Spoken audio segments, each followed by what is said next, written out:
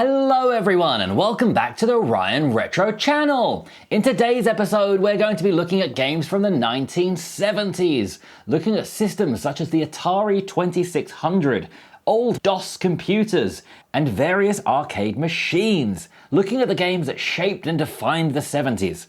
So let's begin with the Atari 2600, the first cartridge-based gaming system, and one of the machines that really kicked off home gaming consoles. And when looking at iconic 1970s games, where else to start but Pong, one of the most famous games of the decade. It's proven to be a real challenge to get the original version of Pong working on an emulator. So we're going to jump into 1977's Video Olympics, which features various versions of Pong. Here is our paddle, which we can control with the analog stick. The original Atari 2600 had a joystick, so this analog stick will act like our joystick. But what makes this quite confusing is to move our paddle up and down, we have to move left and right. So it doesn't quite line up exactly how you'd expect it to. There might be a way to go into the settings and turn this around, but for now let's just make do with how it is.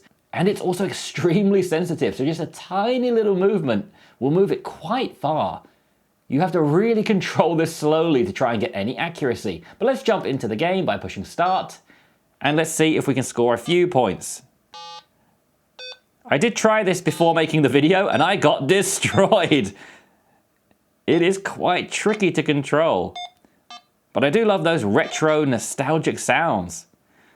I wasn't born anywhere close to the time this came out, but I still feel nostalgia from these sounds. Oh no. There's a point on the board for the green team. It's not going very well. I promise it's more difficult than it looks. If I can get one more point, I'll be happy. Oh! The speed attack! It's very sensitive, and if you let go of the stick, it snaps back into the middle quickly. Oh, there's a point for the green team! There are many versions of Pong you can play today, and it is pretty fun. I would like to have shown the original, but it was very difficult to get it working, so this is the closest I have. And 20 and 2, we'll end that there and move on to the next game. The original arcade machine of Pong was so popular that it often broke, but it wasn't a technical failure, it was that the coin slot got jammed with too many coins. You couldn't physically put another coin into play again. So the next game here is called Combat, a little tank simulator. I did try this out before recording, and I think it seems like a two-player game, because I can control my little red tank over here, but the other tank isn't doing anything. I've been trying to figure out if there's a CPU in this game, but I haven't figured out how to get it working. It is possible it might be a two-player only game, or maybe I'm just being stupid. Anyway, we can drive our little tank around here, and we can shoot. And when you shoot, you smash the other tank off the screen, which is pretty fun. You kind of smash them all the way off the screen and back on the other side. This game somewhat reminds me of Snake on old phones. As with all these Atari games, you can push this button, the select button, the back button, the minus button, however you want to refer to it, and it will change the map, or it will change the game mode. So we do have various maps available, but once again, I'm only able to play against stationary target, so the map doesn't really matter that much. But one thing I thought was quite funny was when you shoot your shot, it makes quite a funny sound. It makes an initial sound like pew, as you'd expect, but it doesn't make quite the expected sound when it hits terrain. So listen to this. It suddenly turns into a game of Breakout. And speaking of Breakout, that brings us perfectly onto the next game, which is Breakout on the Atari 2600. Let's push start to start the game. Let's push B to get the ball coming. Breakout is a game a lot of people are probably familiar with because it's been remade so many times. I remember this was one of the first ever phone games I really liked. I had a much more modern looking version of this, but the same concept, on one of my early smartphones. And I really enjoyed that, I played it a lot. I find it quite a relaxing game. It's a nice single player game, you can just calmly destroy some coloured blocks. I really like this one, I'm a big fan of Breakout. And the controls on this are much better. Similar to the Pong game, you can once again use the analog stick, but it is just wild. It snaps back to the middle and moves too quickly again. So for this one, definitely use the D-pad. You can get much more accurate control that way. So this is Breakout, a nice way to spend a bit of time relaxing. Now let's move on to another Atari 2600 game. This is Star Raiders. You'll see here it says 1982, as that's when the Atari version came out. But the original arcade version did come out in 1979. So jumping into this game, this is a kind of dogfight simulator. Flying a spaceship, shooting some missiles. I have been playing this a little bit, and I'm not quite sure what I'm shooting at. We can look around. As I move the D-pad, you'll see the stars start to move. We do get what looks like enemy spaceships in the background, and the screen starts flashing red as if we've been hit. But as of yet, I'm not quite sure how to hit them back. One thing I can say for sure is I like the way the game looks and sounds. It perfectly hits that retro nostalgia. If anyone knows more about this game, please let me know in the comments, because I'm very curious about this one. That didn't sound good. But for now, let's move on to the next gaming system. We're now going to emulate some PC games using DOSBox. As you can see from the picture here, we're going to obviously need a keyboard, as this is a computer game, but we can use an on-screen keyboard for this, which works pretty well. Jumping into the first game, this is Zork. This is a text-based adventure game, and I'm pretty sure I've heard this mentioned on The Big Bang Theory before. If you try and play this with your controller, you're going to see that random controls are just punching in random numbers, and it's not really easy to play. And you're getting some errors here like, there was no verb in that sentence, I don't know that word. So we're going to need to use keyboard input. On my Retroid Pocket 5, I have mapped the right stick button to bring up the RetroArch menu. Then when we get into the RetroArch menu, I'm going to go down to Controls, Port 1 Controls, and I'm going to assign something to show the keyboard. Right now it's set to the left thumbstick, but I found that that wasn't working for me. So what I'm going to do is just set one of the bumpers to bring up the keyboard. So let's go to the right bumper, the R key, and let's assign that to on-screen keyboard. Now when we back out and go back to resume game, we can now push that right bumper and bring up a nice little keyboard at the bottom of the screen.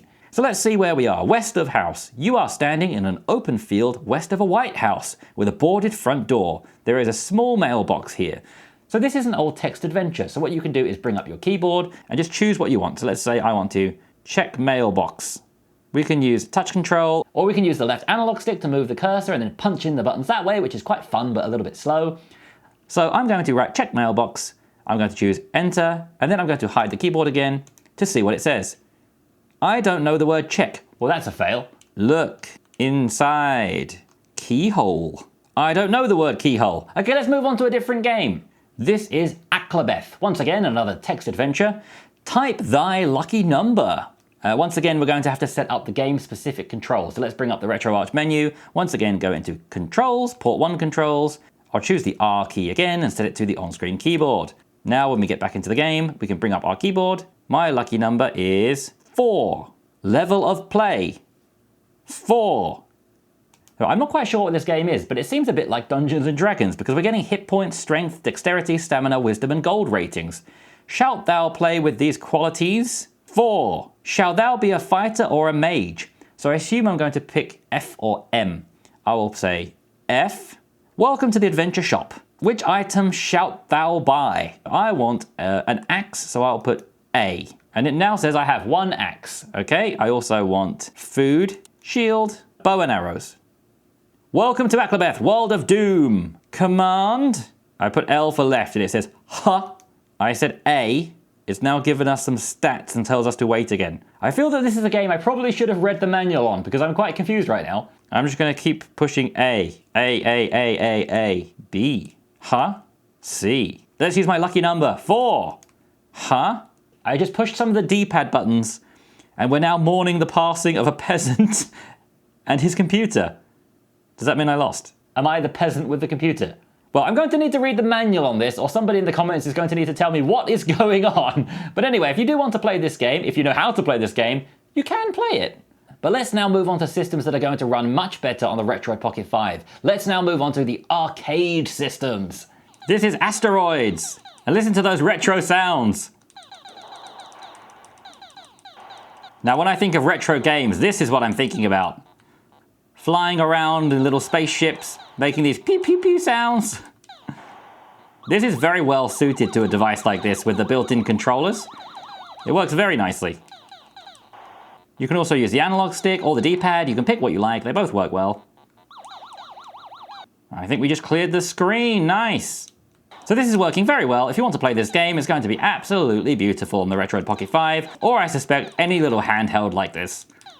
I suspect this would work really well on a very small handheld too, something like the Retroid Pocket 2S, the Retroid Pocket Mini, or any of the Ambernic devices. So this is Asteroids. Now let's move on to another game. This is Gunfight, and when I open this game, it gives me a warning that I don't have sounds installed, and I've not been able to find a way to get the sounds working, so if anybody knows how to do that, please let me know. Once again, this is a bit like the tank game earlier, in that it seems to be two-player, and I only seem to be controlling myself against a static opponent. It would be nice if the opponent was moving as well, but as it is right now, it's basically just a game of angles, trying to angle your shot correctly. I also like the way it seems he's just holding his finger, like a finger gun. So let's push the shoot button. I just completely missed. Let's try again. Got me! So this basically is the whole game. You just run around, find the right angle and shoot. I assume it's meant to be a two-player affair with both people shooting each other, but for now it's just me against a static cowboy. But even with no sound and no moving opponent, it's still kind of fun. So this is Gunfight from 1975. Let's now move on to another game. Next up, we have one of the all-time classics, Space Invaders. This is one of the games that inspired me to make this whole series. Unfortunately, we once again have that missing audio. So that is something I'm going to have to try to set up later. But apart from the missing audio, it is working perfectly, and it's such a nostalgic game. I think Space Invaders has to be one of the absolute all-time classic retro games. So I'm going to try and get the sound working on this, and then I'm going to absolutely love playing this. So if you'd like to play Space Invaders on your handheld device, you absolutely can do so. You're just going to need to put in a little... Oh, whoa, we have sound suddenly! We have one sound. That was very loud. I was about to say, if you want to play Space Invaders, you can. You're just not going to have sound. But apparently you're going to have some sounds.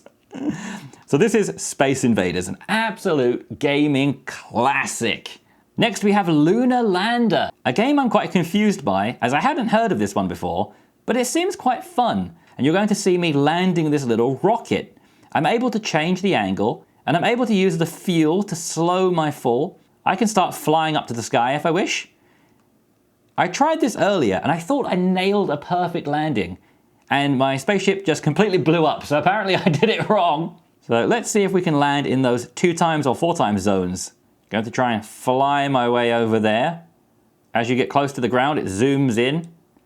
Let's use the fuel.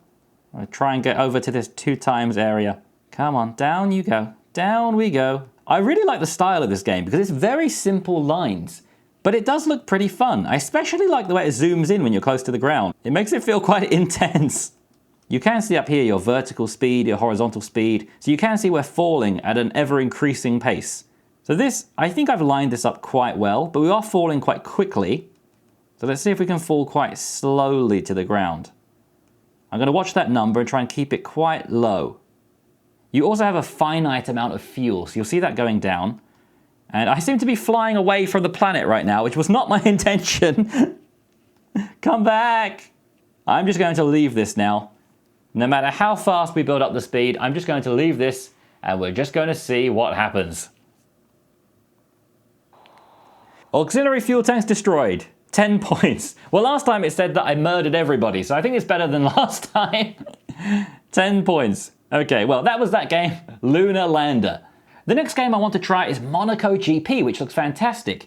That game actually didn't run with a CPU. It was all just transistors and capacitors and that kind of stuff. But because there was no CPU, it's not actually able to be emulated as far as I'm aware.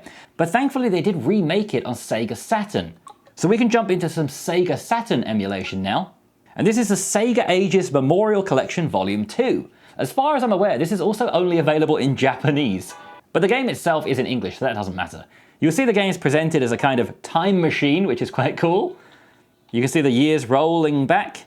So this is what we want, Monaco GP 1979. Let's jump into that game. Start.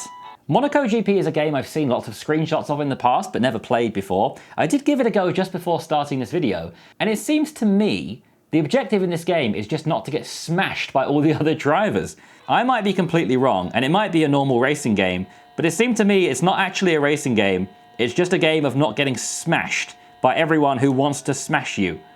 So you'll see all the other cars coming in trying to hit you like that, and you just have to kind of get out of their way. You'll see that it's running really, really well, and I'm really happy that Sega recreated this, a game that was unable to be emulated, and they've remade it in a way that we can emulate it, ouch. So if you were a fan of Monaco GP, check out this Sega Saturn version, because it seems to be running really well. I'm finding this game quite annoying. Just constantly being smashed off the track. But if you do for some reason like this game, give it a try. It is running very, very well here.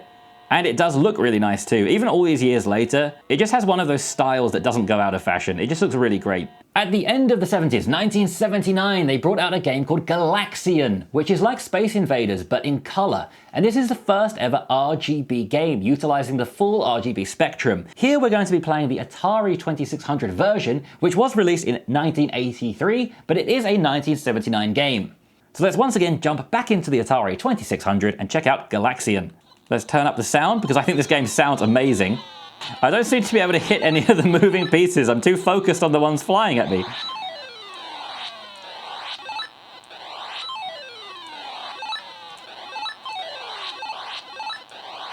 Oh no! I thought it was going to shoot me with a missile, and he hit me with the RKO. It's very hard to hit just one target. Oh no! How dare you! So if you want to play Galaxian, it's working great here. And if you're also a fan of Space Invaders, I think you would also really like this game too. It's pretty much a more involved version of Space Invaders, with color. So that's going to bring us to the end of today's 1970s video. Join me tomorrow where we're going to be jumping into 1980s games, which is going to be awesome. I hope you enjoyed the video. If you did, please give me a like and subscribe if you haven't already. There are many great videos coming soon. If you'd like to buy your own Retroid Pocket 5, check out the Retroid website. That's my affiliate link in the description. And I hope to see you again tomorrow when we're checking out those 1980s games, because we're going to be seeing absolute classics such as Pacman and a mystery Italian plumber friend. So thank you once again for watching, and I'll see you tomorrow. Bye.